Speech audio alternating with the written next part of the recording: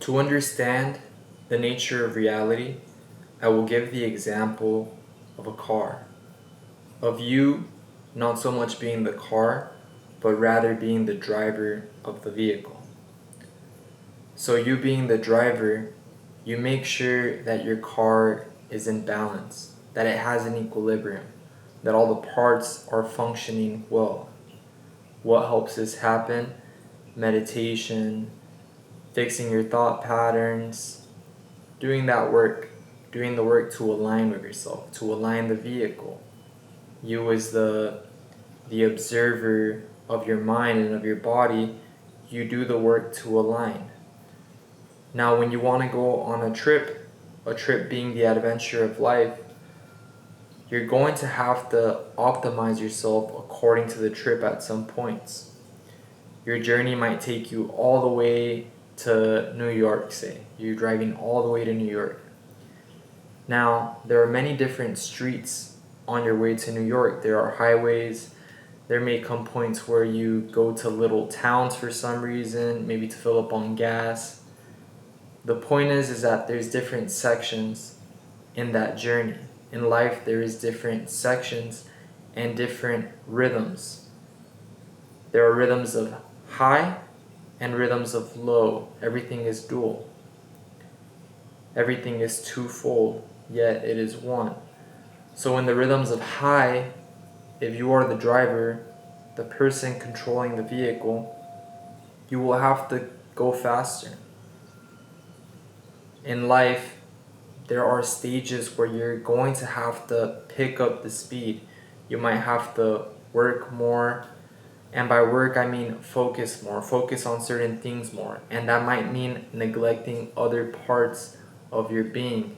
So maybe you're in a state where you're writing a book and you're locked in on writing the book, and you might be neglecting how your room looks, picking up your room because you're so locked in. A lot of the times people might beat themselves up on this, but there is nothing wrong with that. It's a balance. A car can't brake and accelerate at the same time. Well, it can, but it doesn't give you the best effect if that's not what you desire. But if you want to accelerate, the best way to accelerate is to focus on the acceleration. Go full on in on the acceleration.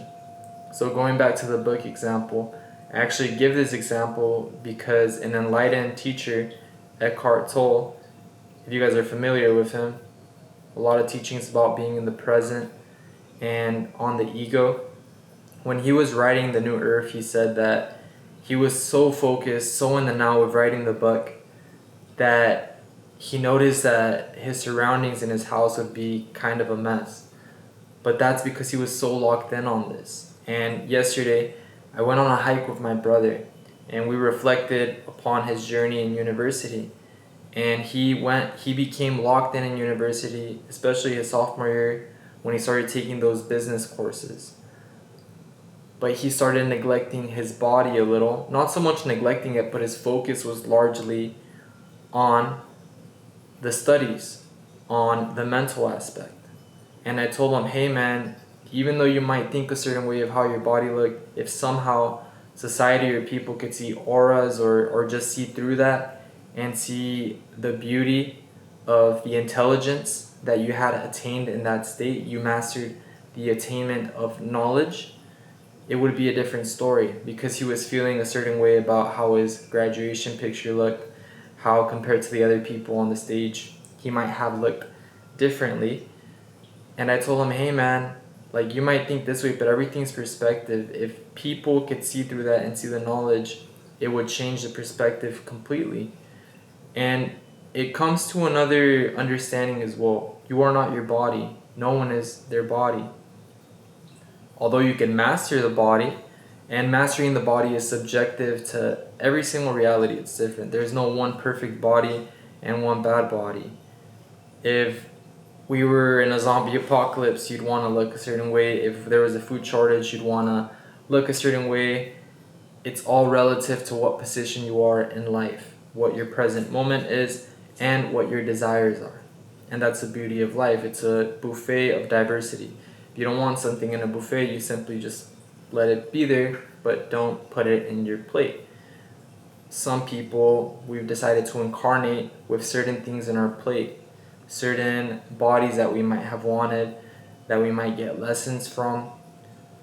But going back to what I was talking about, going full throttle or accelerating in life. At that point in my brother's life, he was accelerating in the knowledge aspect of his life.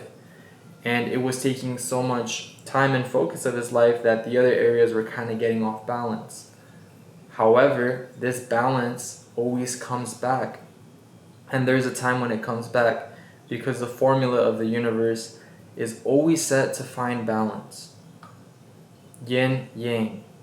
Although it might shift, you'll eventually come to what you were always in the beginning, which is that perfect harmonious balance. If a car's been accelerating for a long time,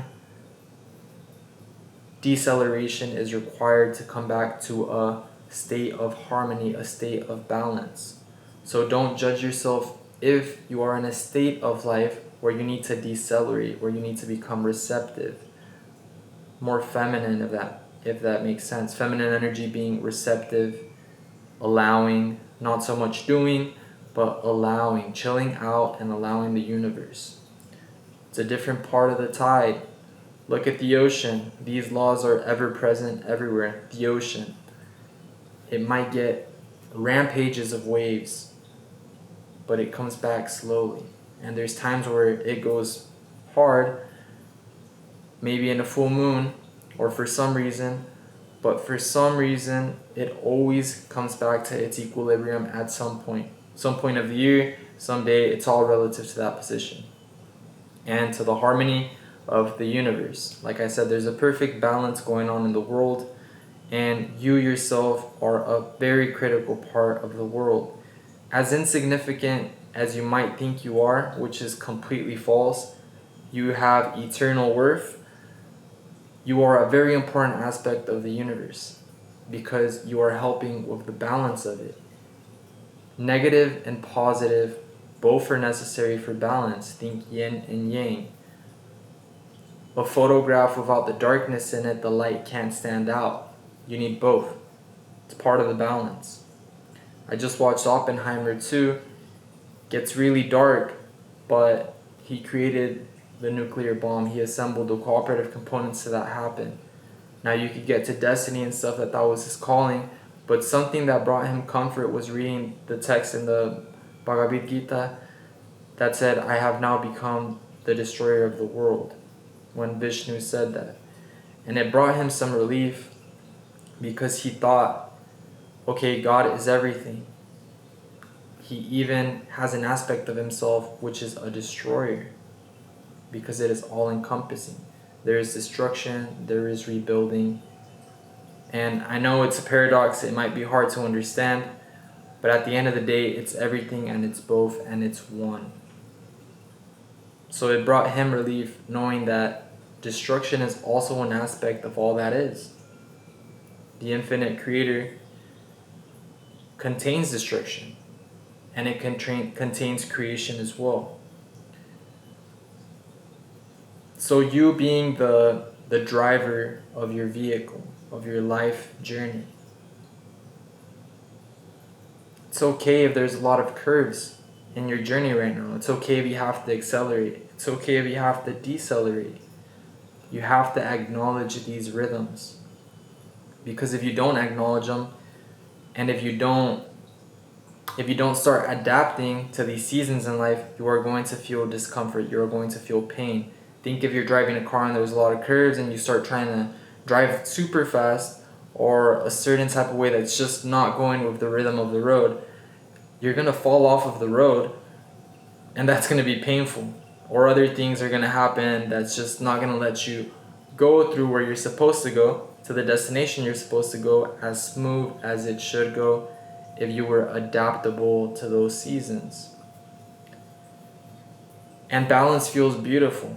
It is said that a lot of saints, gurus, people who have reached higher states of enlightenment, they felt the peace of God. And it's something so still, so beautiful, and just so harmonious. And when we think of that possibility And we kind of are nostalgic and we remember that we were that possibility before we incarnated, that we've experienced that at some point, so it does feel really pretty. But you got to remember that part of the reason, actually a major part of the reason why you incarnated into this experience, this dimension, Gaia, Earth, is for contrast. Think of a baby who has parents that kind of do everything for him or her. He has a desire, he gets it instantly.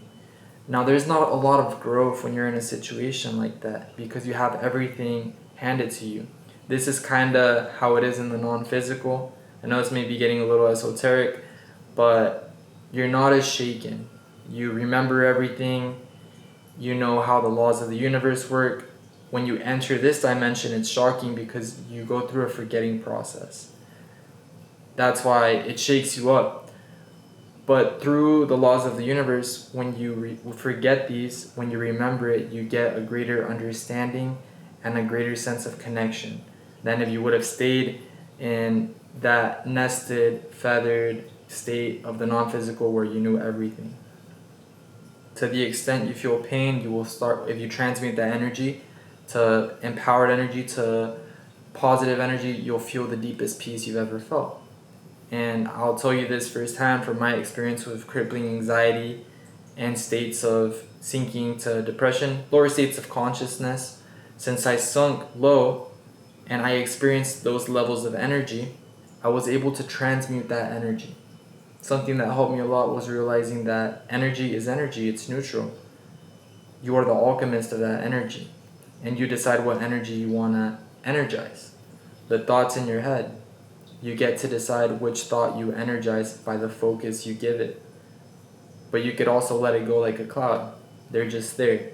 Think of a video game and a bunch of settings or items that you could pick from. The items being the thoughts. You decide which item you pick in the video game. You press the button. The button being your focus in real life with thoughts. So that helped me a lot. I started focusing on the empowered ones, and if I did have a negative feeling, I accepted it. I accepted that there's a yin and yang, that there's a dark side of me, and I sent love to that dark side of me. I started accepting it and being comfortable with it. And when you accept it, then there's room for you to have courage and to transmute that energy. If you're dealing with addiction, a really good practice is, instead of saying screw this addiction, accept it, and also starting a new habit. So whenever you feel the urge to do whatever your addiction may be, do something that you know brings you a sense of genuine joy. It could be painting, writing, running, doing push-ups, something creative and empowering, and you know that with your intuition. So I wrap up this video saying that wherever you are in life, you are well. Everything is well. Everything is working for you. You are going through this experience for a reason. A profound experience, as insignificant as it may seem. And remember, you are the driver, not the vehicle. The vehicle is part of you, it's an important part, but you are the driver. You can also set the rhythm of life. You could set and control if you're accelerating or if you're decelerating. And the paradox of life is that life sometimes throws certain situations to you that you must go through to grow. And I say a paradox because you could say your higher self is creating this. So an aspect of you is actually creating that experience for you. So in reality, it's not it just happening to you, it's you doing it to yourself, even though it might be an aspect of you that you are still not conscious of. You are the creator of your own reality. I believe this. This will bring you immense peace because you know that you are definitely in control of what you want to experience in life. You are that driver. Be the best driver you could be, whatever that is to you. There's no one formula. You can drive in your way. And by driving in your way, that doesn't mean doing like something crazy. Like, I know some people might be thinking of the streets right now. They're like, what? But if you start driving a certain way, that could be dangerous for others.